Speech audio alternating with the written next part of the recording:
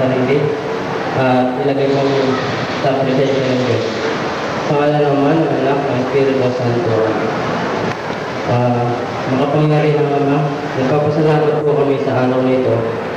Kahit po nag-uulan at nagbabagyo, nandito pa rin po kami at patuloy po namin idaraos sa pagdiriwang na ito.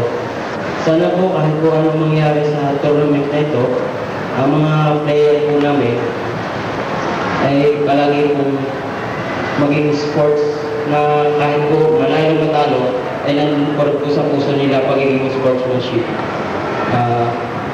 Lord, umaasa po kami na magiging maganda po ang kalalabasan ng tournament na ito.